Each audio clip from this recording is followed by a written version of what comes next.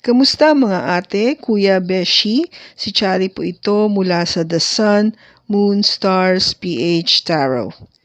Ipapaalam ko lang po na ito po ay isang general read o pangkahalatang pagbabasa at maaring hindi lahat ay magtugma sa inyong sitwasyon. I-check din nyo ang inyong Moon, Rising at Venus sign. Baka doon mas tumugma ang read para sa inyo.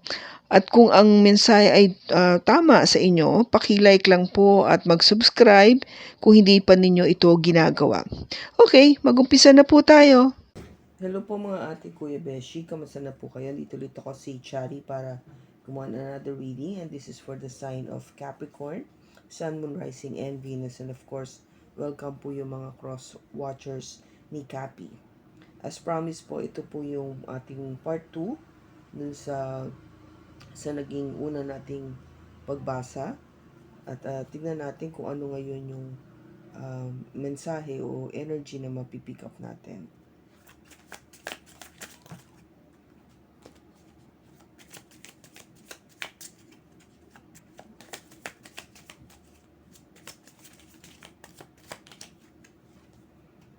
We have the Four of Swords, the Queen of Pentacles, the King of Wands, the Knight of Pentacles, the Queen of Swords, the Five of Cups,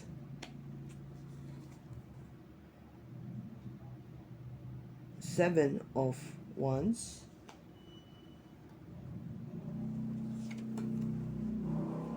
Judgment,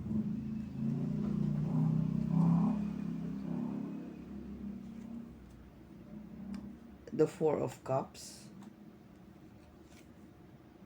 and the outcome is the Two of Wands. Bottom niya is the Six of Cups. Okay, Capi, ang pinaka-center ng ating energy o yung pagbasa is the Four of Swords. Ang sinasabi dito is parang you are being asked na magpahinga muna, to take a rest, to be silent, to meditate. Kung gaba, take a breather, parang pause muna tayo, teka muna.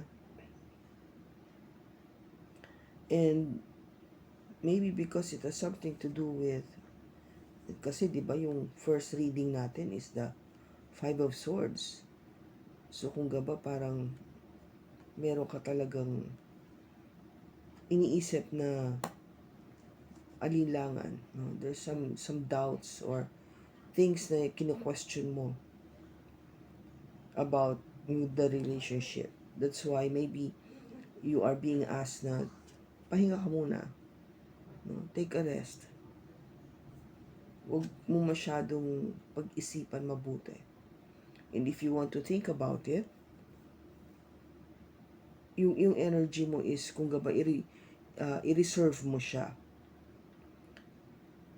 O huwag ka muna magbigay ng any comment or whatsoever. Just whatever it is na nasa isip mo, sarilinin mo muna. Now, what's crossing is you, no? Capi, the Queen of Pentacles. Earth sign, it could be another Capricorn like you or a Virgo or a Taurus, or meron siya nito sa kanyang chart. Now, of course, yung ano natin is you're getting tired, no? I could understand yung sa situation na yung unang reading natin, you were saying na you're getting tired. And dahil nga dito sa second reading is you're being asked to take a breather. And, just take your composure, as the Queen of Pentacles, na okay lang to. Huwag ka munang kumilos. As parang gamitin mo yung energy ng Queen of Pentacles na nag-observe muna, nagre-research, hindi padalos-dalos. Yung talagang tipong nagpaplano at tinitignan muna ang lahat-lahat bago bumagbigay na aksyon. Kasi nga, yung nakaraan mo, in the past, with the King of Wands, this is a fire sign, no? Aries, Leo, or Sagittarius, or meron siya nito sa kanyang chart. You might be dealing with fire sign, which is all action, no? Yung talagang action na action, kikilos at gagawa ng proper na output para rito.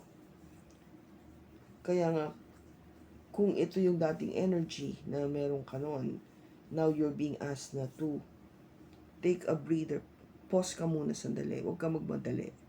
Hindi kailangan ng mabilisang action dito. Kasi ang focus mo dito is the 5 of Cups, no? You are having some regrets, no? Kasi ang ayaw mo na magkaroon ka ng regrets ulit o maulit muli yung mga panghihinayang na nangyari noon sa'yo. For maybe reasons na you've been very hasty, no?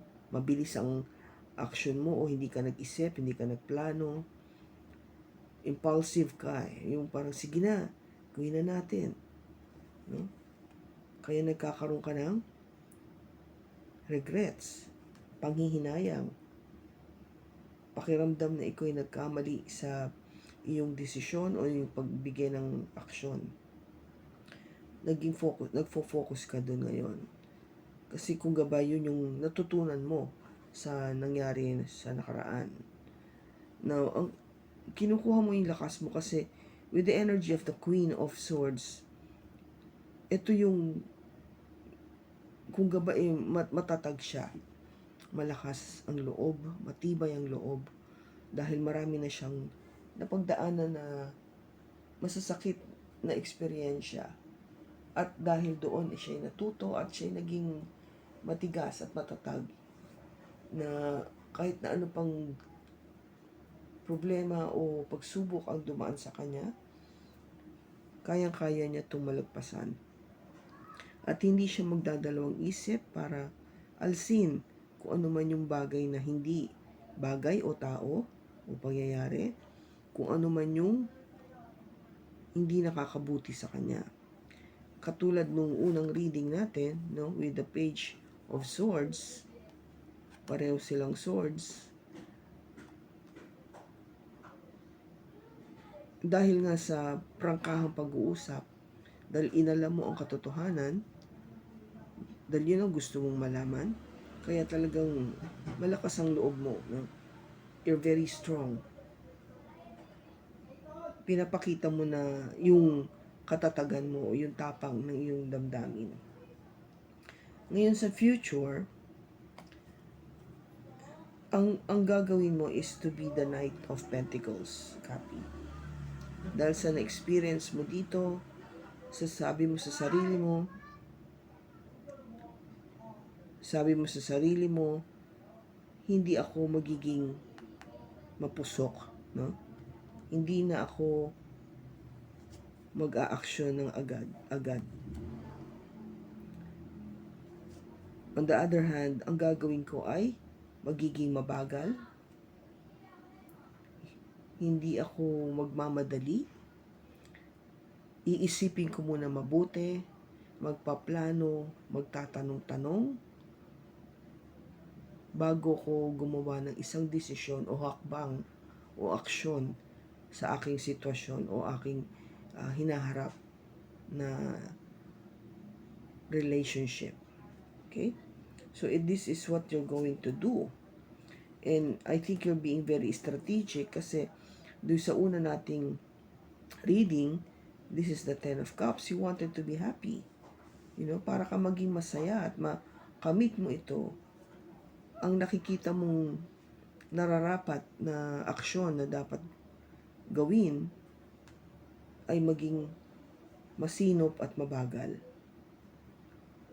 Sabi nga nila, yung mabagal ang nananalo ng race, di ba? Hindi yung mabilis tumakbo. Slow and steady wins the race. Yeah? Ito yon. Kung gabay yun yung nagiging motto mo.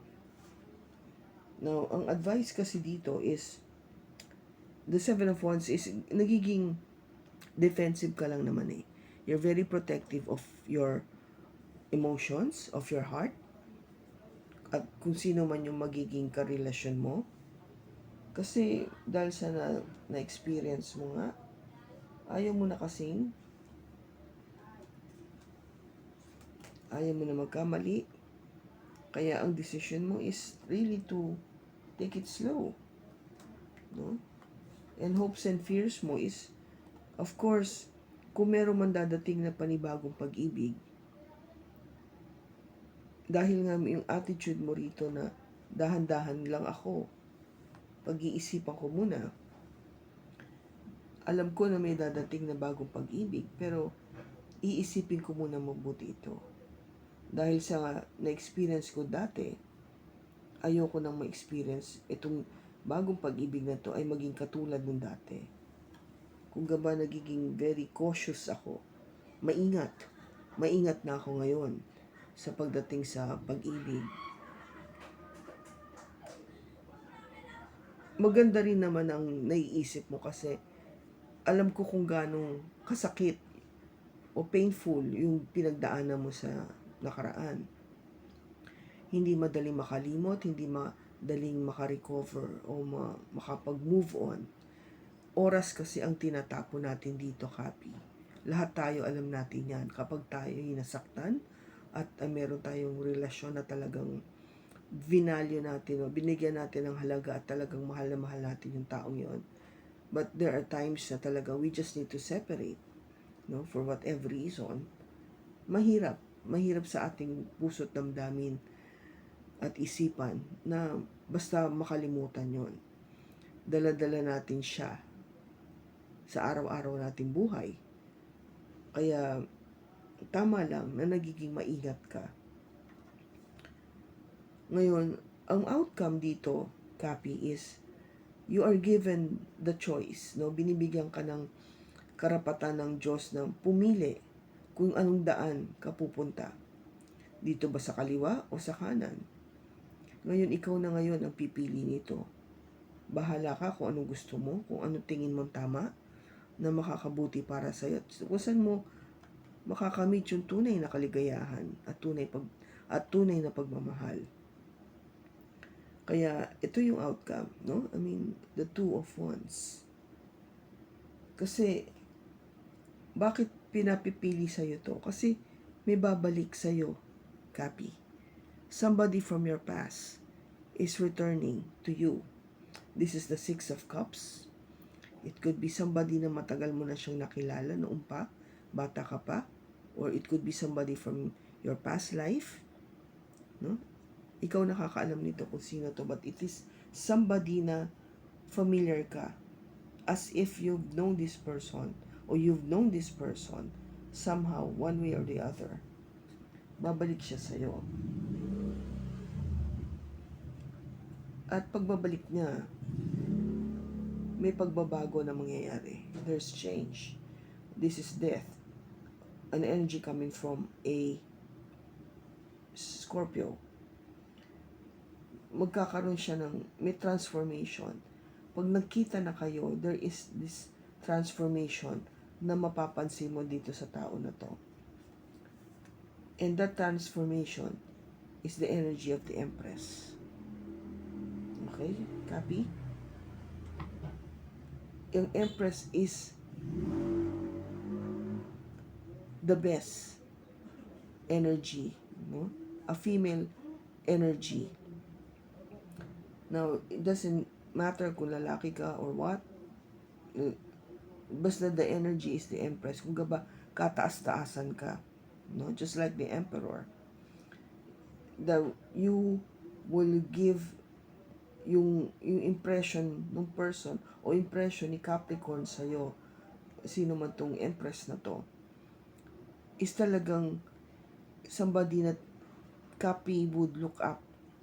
No? Titignan kanya ng mataas kasi yung pinagbago mo no? Yung pinagbago mo dito ay something na talagang na-admire ni Capricorn. Kung yung before na hindi kanya nakita na ganito ang iyong aura, ngayon makikita kanya in this beautiful, kung gaba parang personality or change within you. Kaya kumbaga lalo magkakaroon ng attraction towards you. As if there was this pull, yung paglalapit, no? Lalo siyang lalapit sa'yo kasi nagugustuhan niya yung nakikita niya sa'yo. And this time, with the Six of Pentacles, yung makikita niyang change, no? Yung change na to, yung pagbabago na to, ay hindi lang sa katauhan mo, kung paano tatakbo yung relationship niyong dalawa. And it will be reciprocated. Equal give and take, which is what you wanted. And also what your person wanted. Pareho kayo. Patas na patas. Mararamdaman mo yung pagmamahal niya at mararamdaman niya ang pagmamahal mo. Okay? So, yun yung mangyayari. This is what is coming. Copy? That's why you're being asked. Choose. Gusto mo ba to? Yung parating? Or would you rather be parang dahan-dahan muna ako? Dahan-dahan muna ako dito sa parating na bagong pag-ibig. Kasi gusto ko munang alamin kung talagang ito na ba yung nararapat para sa akin. Okay? Because I told you, it's all it's in you. But what I told you, Kapi, is the decision is yours. Ikaw ang magdi-decide niyan. Okay? But let me clarify the Two of Wands. Bakit andito yung Two of Wands? Wow, we have the Three of Swords, the Eight of Pentacles, and the Lovers. Bottom niya is the Eight of Cups. Sabi natin, di ba? Dahil sa nangyari sa mga past affairs mo o past relationship, kaya you're trying to make that wise decision kung anong sang side because ayaw mo na magkaroon ng heartache. Hindi mo na talaga gusto ma-experience yan. Plus the fact that you wanted to concentrate more on working and uplifting your career, no? To have more money. Kaya pagdating sa Lovers, you wanted to make the right decision this time. Kung siya na ba talaga. Kasi may mga bagay na iniisip mo muna bago ka pumatol o bago mo ibigay yung oo o bago ka makipagrelasyon o bago mo to ligawan, diba? Kung ikaw yung lalaki, okay? Kasi syempre lalaki, babae, pare-pareho tayo nasasaktan eh. Kaya nagiging matalino ka lang, no? Nagiging matalino ka, which is not bad. But of course, ang ano dyan is, sana, yung person na to, this person coming back, can understand this and willing to wait for you. Okay? Kasi syempre, may mga pagkakataon na baka magtagal ka, no? Nawili ka sa pagtatrabaho. Pakiramdam mo, hindi mo kailangan magmadali magdesisyon. But remember, hindi lahat ng tao ay pare-pareho. Not all people are like you.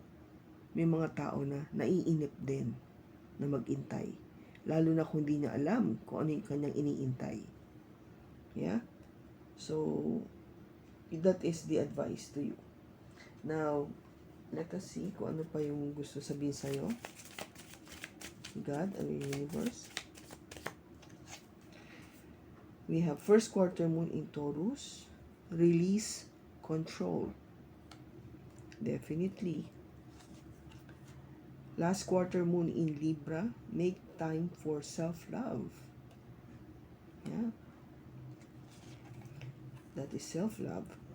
First quarter moon in Leo, be humble. Okay.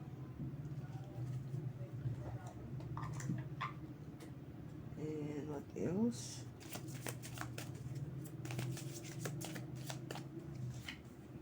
We have perseverance. I know that I can do whatever I set my mind to. Definitely. Success. I know that there is no greater goal than to love. And patience. I accept that everything happens in divine order. Tama, diba? Kailangan natin ng patience, no? I guess this is also sa side nung person coming back to have that patience. And also you, kasi kaya ka mabagal, no? Pagdating sa pagdedesisyon sa relasyon na to, is because you're healing, no? Nagpapagaling ka pa. You're trying to move forward. You're trying to overcome yung pain na naramdaman mo sa past. And it needs patience, no? Time would heal wounds. And it requires patience. But of course, para ka maging successful, you also need to concentrate on accepting new love. Hindi naman pwedeng panghabang buhay na wala ka naman noon. You are a very lovable person, Kapi. Kaya, acceptin mo rin siya. But, don't take so long to make that decision. Kasi sabi ko nga sa'yo, hindi lahat ng tao nakakapag-intay ng isang bagay o sitwasyon na hindi naman niya alam kung ano yung iniintay niya. Kasi baka hindi mo sinasabi, hindi ka nagpapahiwatig, hindi mo pinapaalam na ganito pala yung nararamdaman mo o ito yung plano mo. So what I'm saying is there should be communication. There should be honest, truthful communication. Okay? And of course, perseverance, yung pagsusumikap natin na magawa o makamit yung dapat nating gawin. No, this is pagdating sa career, of course, you're working very hard, persevere para maging successful yung trabaho, yung position mo, no? Yung ginagawa mo sa yung kumpanya. Okay? So, I hope nakatulong ito sa iyo, Capricorn. Maraming salamat sa pagsama mo sa akin sa pagbasa na ito. Sa susunod po muli, ingat ka and God bless.